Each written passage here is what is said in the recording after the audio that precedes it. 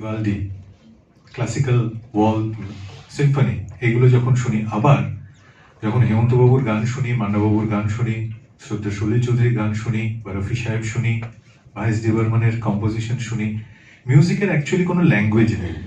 Music has actually no language. Music is universal. কয়েকদিন আগে একটি বিদেশ সফর থেকে যখন গিয়েছিলাম, ওখানকার ব্রেকফাস্ট যখন আমরা করছি, সেখানে অ্যারাবিয়ান এবং লেবানিজ মিউজিক বাজছে, অদ্ভুত সুন্দর। এই সূত্রে রন গুডউইনের অ্যারাবিয়ান নাইটস একটা অপূর্ব কম্পোজিশন। মানে আমি কেন এইগুলোর কথা বলছি, সেগুলো হচ্ছে যে এই জন্য বললাম যে মিউজিকের কোনো ল্যাঙ্গুয়েজ নেই।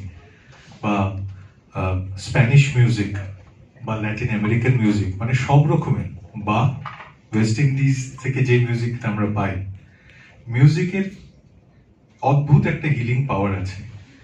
সব রকমের মিউজিক আমার মনে হয় তার মানে ফানান্টিক, হ্যাপি, স্যাড, ইমোশনাল, রোম্যান্টিক, সব রকমের